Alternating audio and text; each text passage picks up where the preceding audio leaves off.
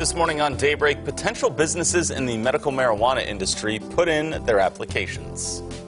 And the governor of Arkansas is speaking out about hate crimes and what he thinks should be done about them. Plus, there's talk about cheaper homes coming to Branson. We'll have these stories and more coming up this morning for you on Daybreak. Good morning and welcome into the show. It's Wednesday, August 7th. I'm Lauren Barnes. And I'm Joe Morano. Middle of the week for everyone out there as we are enjoying more of this August summer, Lauren. Yeah, you've been enjoying it? Yeah, it's nice to get outside a little bit. I was out there yesterday, actually, for a story that I was shooting a little later, but it was so muggy out. Yeah. But, you know, it's still, I couldn't complain about the sunshine and enjoying it. I don't like the winter. So even in the hottest of heat. In the humidest of humidity. In the humidest of humidity. I think we just made up that word. How much are we butchering the meteorological language right now? Good morning, Elisa Rappa. It hurts. Why do you start me off like this at 5 a.m. on a Wednesday? I knew she'd have a problem with it. Do you have chills right now from that? Yeah, Is humidist a word? That's the real question here.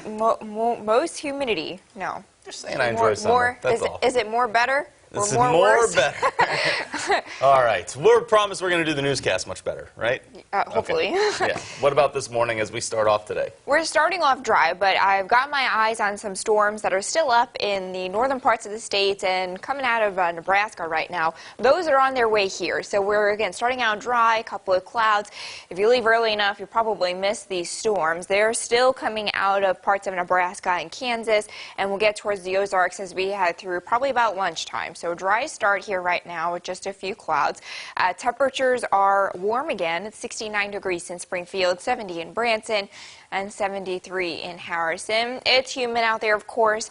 We still have this front across the area, and the humidity will fuel these showers and storms. So for that traffic forecast, we're looking at some green light conditions this morning, but then storms move in by lunchtime and push southward through the evening commute. So we'll have some yellow to red light conditions there. At the pool, mostly sunny skies. Those temperatures going to be kind of hard today with these temperature forecasts because of the clouds and the storms moving through, but we're looking at some middle 80s in Springfield.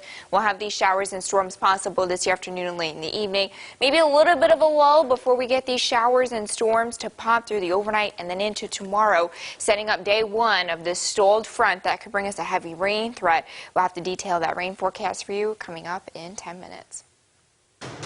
Color 10 is your local election headquarters. It was a small election day for us yesterday, but 6 ballot issues were voted on throughout the Ozarks last night. That's right, and we've got the results from those issues decided on during the special election in Greene County. The Walnut Grove School District wanted a tax levy increase to build new elementary school classrooms and make other facility repairs. Voters decided against that proposition. In Camden County, the Fire Protection District wanted a tax levy increase.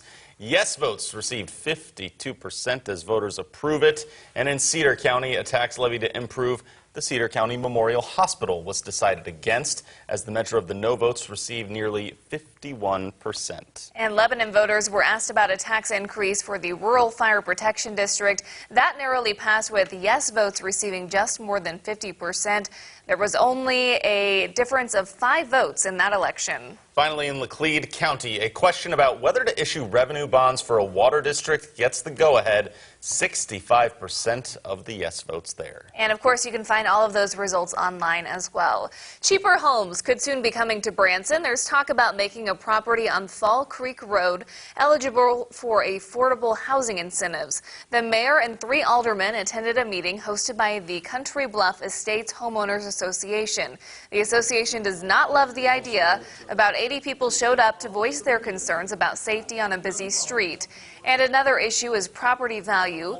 The association says current monthly costs are around $800 a month, and if the project is approved, it could affect the value of their homes. We spoke to the president of the association, who says Fall Creek Road is dangerous. There has been people that have been killed on that road trying to walk that road before. In the last couple of years, we've had 1 or 2 people that have died. And our concern is for the people that they're going to try to build these affordable housing for, last thing we want is for somebody to get hurt. Residents still had a lot of questions for the aldermen, like if there would be any rental properties. City leaders did not vote on anything last night, but there will be another public meeting coming up August 13th. This past weekend, potential businesses in the medical marijuana industry turned in their applications. It's the start of a 2-week application period. Those looking to open facilities for cultivation, dispensing, testing, or manufacturing have until August 17th to apply. We spoke to Casey Ballou, who is hoping to open a dispensary called Cannabaloo, and noted that the process was thorough. It's tedious, to say the least. It's about 100 questions that are very specific to the industry and what we're doing, and we get about 500 characters on these questions, so we want to be as intensive and inclusive in our application questions as possible. The state has until October 4th to determine who is approved for facility licenses. Around the region this morning, if your regular Wednesday afternoon radio or TV show gets interrupted by an emergency alert, don't be too alarmed. It's just a test. The alert is the EPA's test of the National Emergency Alert System. It will begin this afternoon at 1:20, that's our time, Central Time. In coordination with the Federal Communications Commission, the nationwide test will go to radio and TV stations. The test will not include a message to your cell phone. In response to national and local challenges, the governor of Arkansas is pushing for legislation condemning hate crimes. Our Hannah Zettel joins us with the details regarding what this new law could look like. Hannah? Well, Lauren and Joe, the new rules would enhance the penalty for crimes targeted at people for their race, religion, or ethnicity. After being asked, Governor Asa Hutchinson added that crimes against sexual orientation and gender identity would also be heavily punished under the new legislation. The governor says a majority of the states have this type of legislation already, but the natural state is one of 4 that does not. After one of the mass shootings over the weekend was found to be linked to white supremacy and rooted in hate, he says Arkansas needs to take a stand against it. Arkansas needs to pass this legislation to send the strongest signal possible that we're not going to tolerate that type of hate. Governor Hutchinson adds the timeline of this becoming a reality is still to be determined, but he would like to bring it forward with the General Assembly as soon as the opportunity presents itself. All right, Hannah Zettel reporting this morning. Thank you. Some victims of severe storms and flooding will now have the chance to take advantage of tax relief options. Multiple counties in the Ozarks were originally selected, and now McDonald and Newton counties are added to that list. If you're a victim of the storms or flooding that happened on April 29th, you'll qualify for postponing certain filing deadlines.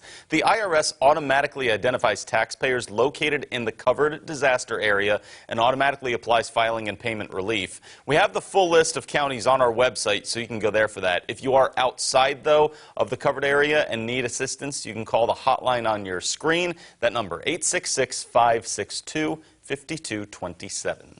A federal judge says the 3 Arkansas abortion restrictions she blocked in July will remain on hold while she considers a lawsuit that's challenging them. This is after the original preliminary injunction U.S. District Judge Christine Baker granted was set to expire last night. That preliminary injunction blocks restrictions like prohibiting abortion after 18 weeks of pregnancy, the requirement that doctors who perform abortions are to be board certified or board eligible in obstetrics and gynecology, and the law prohibiting doctors from performing an abortion if the fetus is diagnosed with Down syndrome. Arkansas Attorney General Leslie Rutledge filed a notice that her office plans to appeal Baker's decision, and right now a physician licensed to practice medicine in the state can perform abortions. A city committee wants Springdale to be recognized as pro-life, and it's the first in Northwest Arkansas to do so. Mayor Doug Sprouse says this resolution is the city stating their position that even the unborn have a right to life, liberty, and the pursuit of happiness. The committee unanimously approved the statement proclaiming Springdale as pro-life. This comes nearly 2 weeks after the Fayetteville Planned Parenthood closed its doors there. Sprouse says no one from the organization has approached him directly about opening a facility there, but he has heard talks about the possibilities. If we have support for this resolution and can put something out just stating the city's preference and the city's position, then and encourage them to look elsewhere, if you know, respectfully ask them to look elsewhere if they are considering a location in Springdale. Sprouse says this doesn't go against any state or federal laws and wouldn't prohibit Planned Parenthood from opening a clinic there. The council will vote on this measure during its next meeting. Still ahead for you this morning, why fewer people might be planning on going to college. And Walgreens closing hundreds of stores. We'll explain in your Money Watch coming up. From Conner 10 Ozarks First. Lauren Barnes, Joe Morano, and weather with meteorologist Elisa Raffa. This is Color 10 News Daybreak.